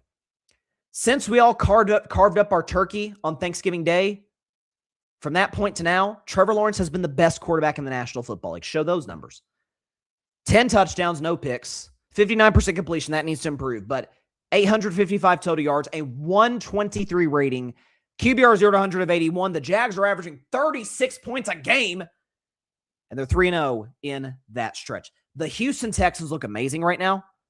That defense is just, I don't even know what you can say at this point. They're outstanding. Jacksonville's going to win this division. They got a tough game against Denver next week, but after that, at Indianapolis, who's falling apart as we see in front of us, and then a home game against Tennessee, who they're going to crush. Like, Trevor's going to be in the playoffs again. The last time he was in, I don't know, down 27-0 to the Chargers, came back and won, and for what it's worth, gave the eventual champion Chiefs a run for their money at Arrowhead Stadium. I've said it over and over. When this guy is healthy and has a half-decent coaching staff, because we know his rookie year, that was the Urban Meyer year, yikes. 2022 got to the playoffs and won a playoff game. 23, at the time, he gets hurt against Baltimore. I think was it Baltimore? Or it might have been somebody else. I forget who it was. It was on a Monday night game. That's what I do remember. At the time he got hurt, this was December, by the way. The Jags were the 1 seed in the AFC. Over Mahomes and the Chiefs, Allen and the Bills, Lamar and the Ravens. Jags were the 1 seed. Then he gets hurt, comes back sooner than he should have, and doesn't look the same the rest of the year. And then last year, he was not very good. He was not. Make or break year in 2025, and he has answered the call. And Liam Cohen deserves a lot of credit as well, by the way. He is, we talk about Coach of the Year candidates. It's really been all the first-year guys and Kyle Shanahan. Vrabel in New England, Cohen in Jacksonville, Ben Johnson in Chicago. If they want to just split it in 4, I won't have any problem with it. Those have been the 4 best coaches in the league this year. Trevor Lawrence talked about his improvement, the Jags' improvement after the win. I thought it was another step for our offense and just being able to execute in the passing game, move the ball downfield. Guys making plays once again. Travis, how about Travis Etienne? Had a huge day today. Caught 3 touchdowns. It's pretty crazy from a running back. So I thought we had a great plan. We executed it well. Stayed on the field. We were good on third down. That gave us more opportunities. And the guys just played really well. So we got to continue to build on it and take it week by week. And they do. And again, that Denver game next week, that's at the Broncos, which we know, as we've said in the show, is a tough place to go win. But Denver's only a field goal favorite, which is that Vegas disrespecting Denver because they were a 2.5-point dog at home to the Packers last week? Maybe. But I'm looking forward to seeing that one. Like I said, since we ate turkey and pumpkin pie and, cranberry sauce and whatever you eat at Thanksgiving, from that point to now, there's been no quarterback. Stafford is a possible exception, but even Stafford had a rough game in this stretch. There's been no quarterback in the league better than Trevor Lawrence. I'm not, listen, you can get mad at me. I'm just reporting the facts, okay? I'm just reporting the facts. 10 touchdowns and no picks. And the Jags are averaging 36 a game. Pretty good. What are some of the other games we had? I already talked Chargers, Chiefs, Cardinals, Texans. Stroud played really well. The Texas defense is amazing. That goes without saying. Bears over the Browns. I'll tell you something. 31-3 was the final score in Chicago. That was a game where the weather, I think it was like 12 degrees at kickoff. And for context, here in Tennessee, where I live, it was about 12 degrees last night. And in between the afternoon games and the Cowboy game, I went out for a run, as I tend to do sometimes for cardio. And it was really cold. Like 12. Listen, I lived in Florida earlier this year. Man, I haven't felt that kind of cold in a while. Chicago, y'all are used to it. Watching the Bears offense, the only thing that gave away how cold it was the shots of the fans bundled up in the stands and the fact that you could see the players' breath. That was it. Because by the Bears offense, you could not tell. Caleb Williams, can we show Caleb's numbers? Yesterday, do we have those? Against a great Browns defense for Myles Garrett, 2 more sacks, 2 touchdowns, no picks, 60% completion. Again, that's a knock on Caleb. He's got to be more accurate. 242 pass yards, 112 rating, a QBR 0 to 100 of 67.6 QBR for Caleb. You got to admit, as wrong as I was on the Chiefs this year, I think I was equally right on Caleb Williams and the Chicago Bears. Second half of the year, once we got to November, now we're in mid-December, they just get better and better. And look at the Chicago Bears as the number 2 seed in the stacked NFC. Look at Caleb Williams. Does not throw interceptions. Looked comfortable in the pocket week after week, despite Myles Garrett getting a couple sacks yesterday. The Bears' run game is second best in the league right now. I said it a few weeks ago after they beat Philly, like they can go to a Super Bowl. You run the ball like that, you control the line of scrimmage like that, the way their offensive line does, you play mistake-free football and give just throws. We don't have the rights to show the footage. Throws that what Caleb Williams had yesterday when he's rolling to his right and throws it back corner of the end zone for a touchdown. It's throws like that why folks like me said, yeah, like that's a generational talent. If he gets the right coaching, right system around him, he can be a transformative talent in this league. And you're seeing it week after week. Still got a ways to go. Still got to improve the accuracy. That's going to be the thing for Caleb going to next year. Like, I'm sure he's going to work with Ben Johnson, with the receivers. Like, hey, let's get that to like 64%. And then from there, it's kind of like what Josh Allen did. Remember Josh Allen, rookie year, only 52% completion. Now, mid-60s. Like, he's not going to be Joe Burrow in that regard, but he's going to be pretty good. Caleb's got to get to that similar stage. And when he does, he's going to be a top 5 quarterback. He just is. Like, I don't trust the health of Burrow. I don't know what Lamar and Josh's careers are going to look like because of the hits they take. Patrick, we'll see. But, God, this guy's good. And this running game's good. The 2 guys I believed in as the 2 best quarterback prospects that I had seen evaluating draft prospects since Andrew Luck in 2012, Lawrence and Caleb. Looking pretty good right now. Shout out to the Bears. Big win yesterday. 29-21 Commanders over the Giants. Only notable news from that game is Washington hurt their draft positioning, and the news came out today. Not shocking. This news should have came earlier in the season that Mariota's going to start the last 3 games of the season. They're not going to bring Jay Daniels back, nor should they. Let that guy rest up. He's been beat to hell this season. Let him get an early start in the offseason. Eagles mollywopped the Raiders yesterday, 31-0. I had the Eagles winning, obviously, because they're better than the Raiders, but I had Vegas plus 11 because I'm like, they had a couple nice drives with Kenny Pickett last week, who, yes, I'm a Steelers fan. I know he sucks. But for Philadelphia, it's, oh my God, can he do something offensively? And they had a few moments where they didn't look so good. Dallas Goedert dropped a routine touchdown pass in the red zone early in the game, but Jalen Hurts was amazing. All of the calls for the Eagles to bench him. Listen, Jalen has never been a natural thrower of the football. That goes without saying. Some folks were knocking, he's only 6 foot tall. A lot of the best quarterbacks are 6. Brady was talking about this last week. Most of the greatest quarterbacks ever, 6'2" and above. Like Drew Brees is kind of an outlier there. But with that being said, folks are like, Tanner McKee gives us a better shot to win games than Jalen Hurts. You're out of your effing minds? No. Is he not allowed to have a bad stretch of football? And it's been a month, I get it. But does the Super Bowl MVP not get a little bit more leash than that? Like, I know Philadelphia fans, a lot of fans in the Northeast, Philly, Boston, New York can be kind of reactionary, but guys, who's Tanner McKee? Oh, he had a couple of nice drives in the preseason against the Bengals one time. Like, what are we doing? That's crazy. I'll tell you what was also not crazy, but also great to see. Phillip Rivers. Now, as expected, 5 years away from the game. Didn't always look sharp. The arm velocity left a few things to be desired. He had 18 completions for, 120 yards. Like, it was, we're talking get the ball to your hands quick type of offense for Indianapolis. But watching that game, and I thought Seattle was one of my, if I were a Batman picks, and of course they didn't get the job done in that regard. 6 field goals saved the day for them. But watching that game, if you're a Colts fan, if you're an NFL fan, there was such a, and I don't use this word much in sports, mostly because I think it is something that gets overused, especially in sports like baseball or sports with long periods of tradition. But there was almost a purity in watching Phillip Rivers yesterday. Like, man, I mean, we saw the pregame images of him with the ball cap on and the Colts gear. It's like, oh boy, I don't know how this is going to look out there today. He's probably gained about 10, 15 pounds post-career. He wasn't that athletic to begin with.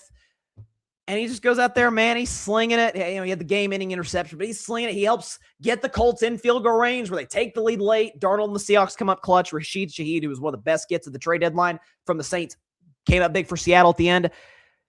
But just play Phillip Rivers after the game and play that soundbite because, they were showing footage of his former players because he's a high school coach. His former players just jumping up and down. He throws that touchdown. He's fired up. This is Phillip Rivers talking after the game, and if he's not the easiest guy to root for in the NFL, I don't know who is. Maybe it will, I don't know, inspire or teach, not to run or be scared of what may or may not happen, Hopefully, certainly I think of my sons and those ball players, that I'm in charge of at the school, that they'll say, like, crap, coach wasn't scared. You know what I mean? It's like, shoot, sometimes there is doubt, and it's real. And again, you can the guaranteed safe bet is to go home or to not go for it, and the other one is shoot. Let's see what happens. I mean, how cool is that? And he postponed by virtue of coming out back. He postponed his Hall of Fame eligibility another 5 years because we imagine Phillip Rivers is probably not going to be playing quarterback next year. But he came back for one reason: love of the game. Like, he knows the chances of the Colts winning the Super Bowl are basically nothing. They had been struggling before they signed Phillip Rivers. The injury to Daniel Jones and to Riley Leonard is why they signed, and Anthony Richardson is why they signed Phillip Rivers. 5 years post playing after he ended his career with the Colts. Again, there was just something pure about watching that game yesterday. It was really, really cool.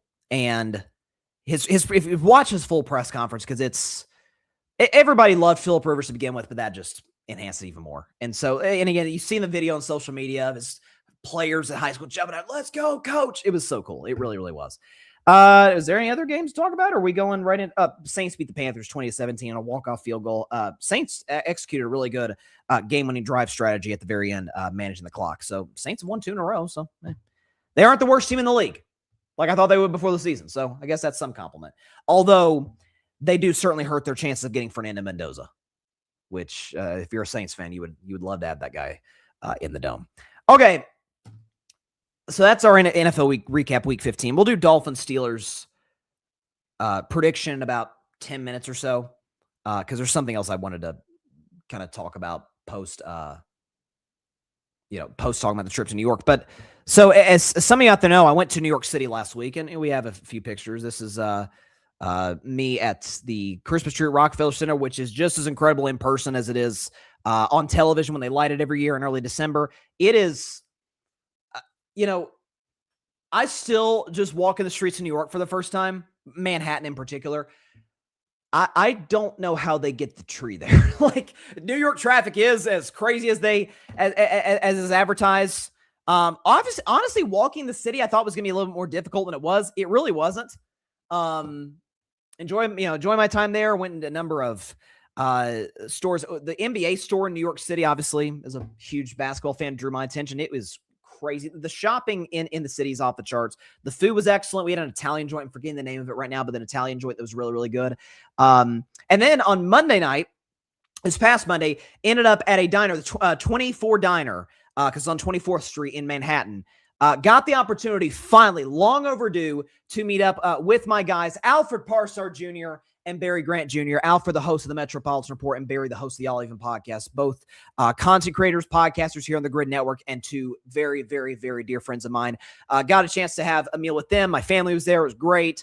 Some great conversations. We spent, I think, like 3 hours, and it felt like it went by in like a half hour. It was just great to see those guys in person. Definitely gonna have to do it again. You're gonna have to come to Tennessee now, guys. Like that's part of the deal. Knoxville, Nashville, like whatever. Y'all gotta come to Tennessee now. But yeah, it was just a blast. It had some great laughs, great deep conversations. Obviously, of course, we talked about sports. We talked about the Mets.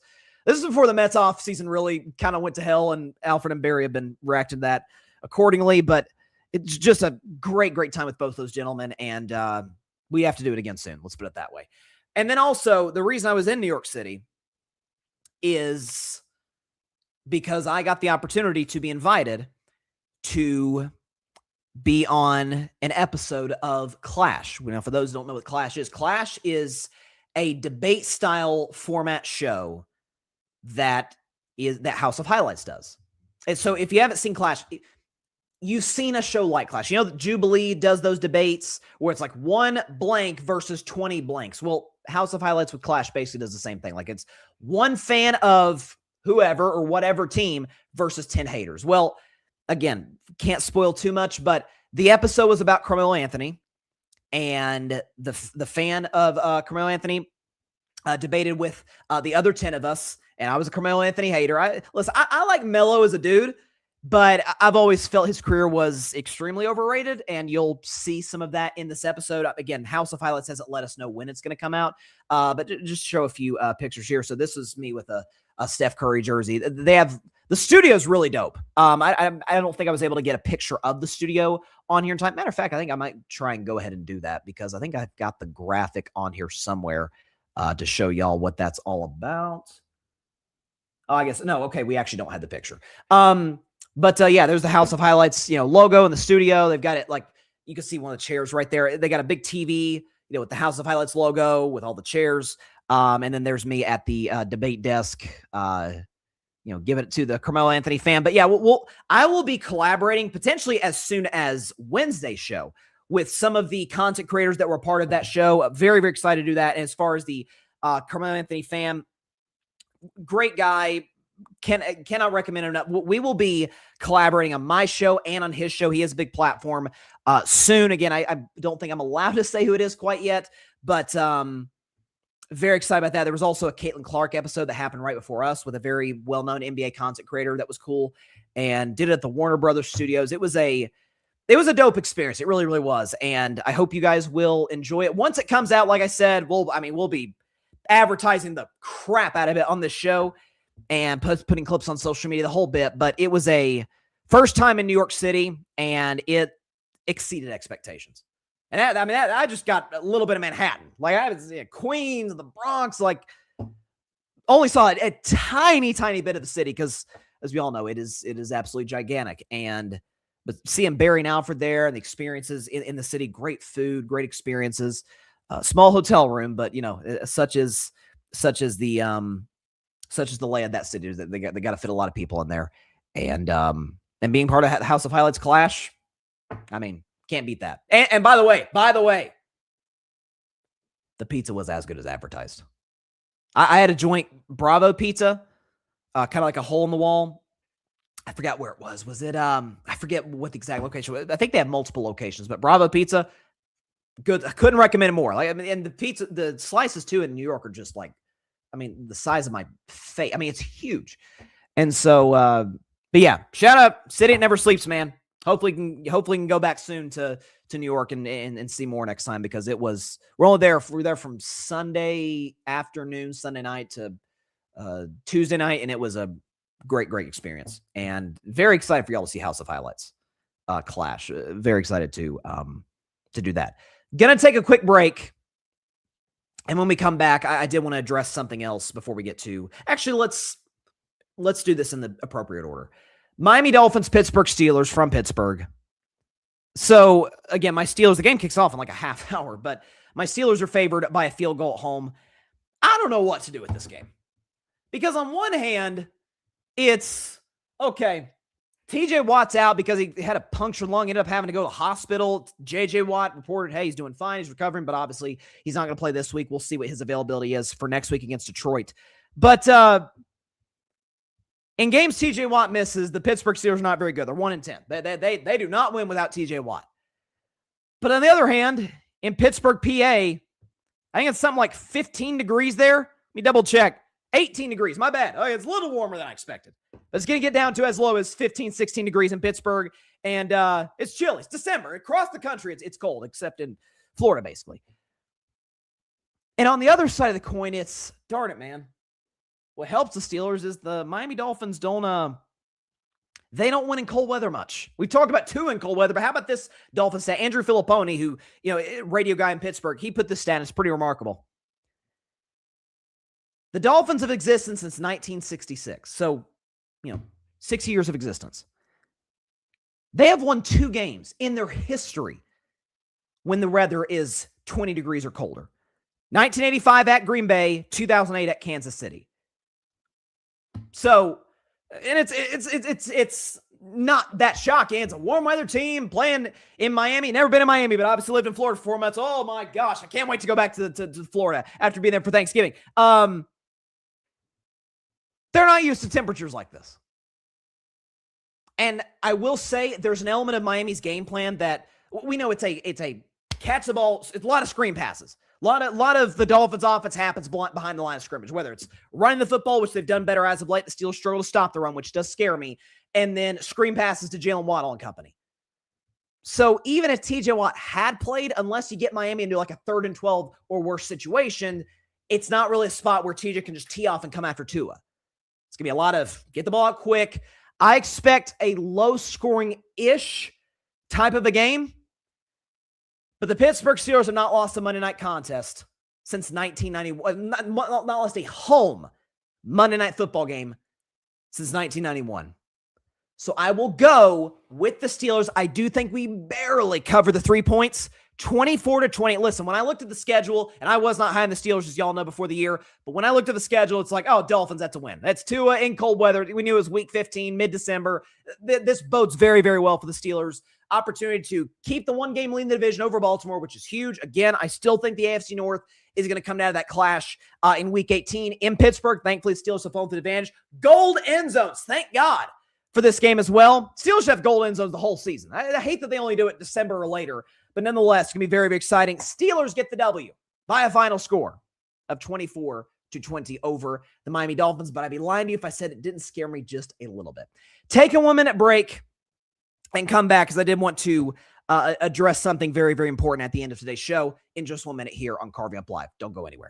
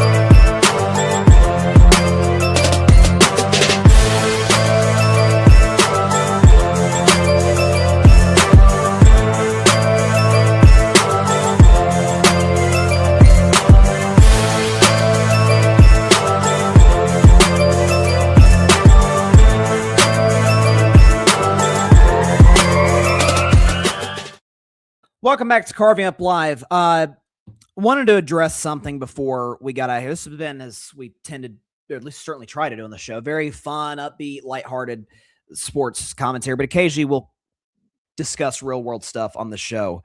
And to say the very least, this was a pretty crappy weekend around the world. So you have on Friday night the shooting at Brown University, which leaves 2 dead and 9 injured. And it just, man, it goes to, first of all, let's get the most important thing out of the way. Prayers. I know this gets old, but genuinely, prayers for the families and the loved ones of those that lost their lives. I always say this, I cannot even fathom what they're going through, and prayers for those that are injured, that they recover, not just physically, but psychologically as well, because going through any event like that is traumatizing, to say the very least. And matter of fact, I think one of the survivors was also a survivor of the Parkland shooting in Florida 7 years ago. So it's like, gosh darn it, man. Like, you're in 2 mass shootings in your lifetime. It's devastating. So, and Steve Kerr talked about it before the Warriors game against Portland last night. And Kerr's been a champion for policies that would keep people safe from gun violence for years now, because his dad was a victim of gun violence. And I thought he hit the nail on the head again, in the sense that, man, the vast majority of gun owners in this country are law-abiding citizens. I mean, we know that. That goes without saying. And as has been the case for the last 2.5 decades, the ultimate villains in this are the gun lobbyists. Always have been. The villains in a lot of issues in politics are the lobbyists, are those who have the politicians in their pockets, are those who basically are Geppetto and the politicians are Pinocchio. I mean, that's what it is. I mean, there was not long ago, 3 Republican presidents. 2 I know for certain. One, I think, Gerald Ford, Ronald Reagan, and I think George H.W. Bush were pro-gun control. Why was that? No NRA, no gun lobbyists, no people that were paying untold amounts of money to these lawmakers to not institute policies that would keep citizens safe. And so I've said it, I've talked about gun violence more times than I would like to on the show, but it's a topic that I am deeply passionate about. Solutions are right there in front of us. They are. And none of which would infringe on the Second Amendment rights of law-abiding citizens. None. It's absolutely devastating that we keep finding ourselves in this position, because we won't do anything. We refuse. We, as in, I shouldn't say we're not the ones who's responsible for it. It's the politicians for not putting legislation in place that would enforce better mental health regulations, that would enforce far more strenuous process to purchase a gun. It is more difficult to purchase a car than to purchase a firearm. Like, what are we doing?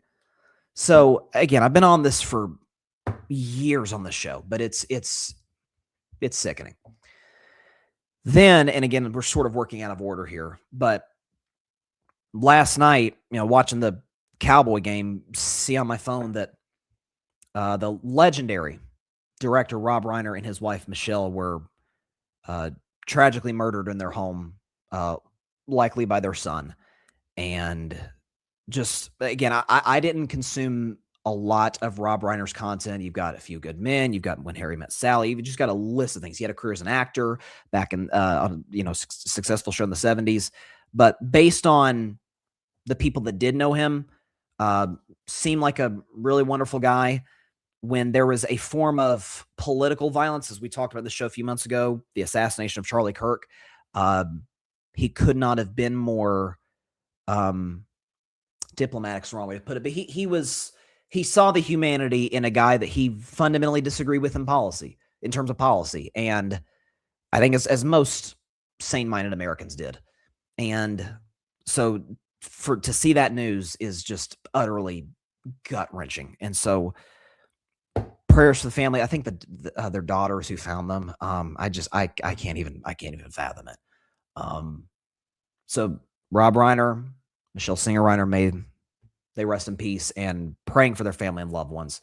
And then lastly, as we saw over the weekend, the Bondi Beach massacre, first night of Hanukkah, takes the lives of, according to reports I just checked during the break, of at least 15 people. And kudos to the hero who stepped in, saved the day, took the gun from the terrorist, and ended any more violence being caused. You know, and I will take full accountability for this man. Because anytime I've discussed politics, anytime I've discussed human rights of any kind, I have not done a good enough job on this show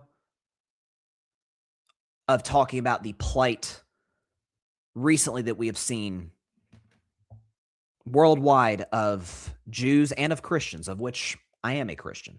The massacre that has happened to my fellow believers around the world is just, it's gut-wrenching.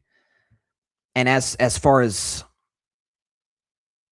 those going after Jews in a violent way, just in the United States, I saw this stat earlier today. In 2024, anti-Semitic attacks were up 344%. I mean, like, what are we doing? Is that when you see a scenario, people talk about how how a tragedy, how a terrible world event like the Holocaust could possibly happen. Man, it didn't just happen in a day. Something like that does not just pop up out of nowhere in Germany and in some of these Nazi anti-Semitic countries. It's a slow boil, as anything is. And any form of violence or hate. Like, it's a slow, slow form of vitriol that happens to the point where influential voices like Nick Fuentes become somewhat kind of mainstream. People who just straight up despise Jewish people. In the case of Fuentes, he despises literally anyone who's not a straight heterosexual Christian white man. But that's, again, we're seeing a level of anti-Semitism worldwide that anti-Semitism nobody should be comfortable with, but that I'm finding increasingly alarming. Worldwide, here in the United States, again, anti-Semitic violence up 344% last year. It's devastating. And so for the three tragedies that we saw over the weekend, obviously prayers for the Reiner family and for all of those that knew Rob and his wife, Michelle, and the family too. The fact that it was almost certainly the son that did this. I can't even imagine the emotions that the family's going through right now. So prayers for them, prayers for the victims of the Brown shooting, and prayers that we can finally, for once and for all, do something as it relates to gun violence, which has pervaded our society in America for the last quarter century plus. And then as for the Bondi Beach shooting, praying for all those impacted families, loved ones. Biggest shout out ever to the hero who ended the violence. And we've got to start. I apologize for not doing it enough on my show. We got to start being vocal about the plight and the hatred that Jewish people are facing in America and around the world. And the plight that Christians are facing around the world, the persecution, religious persecution that they are facing worldwide. And so, definitely an unfortunate way to end the show, to say the very least, but I didn't want to mix that in with, hey, let's talk about Matthew Stafford after this. Like, I wanted the most important part of the show to come at the end. So, with that is all the time we have for today's show.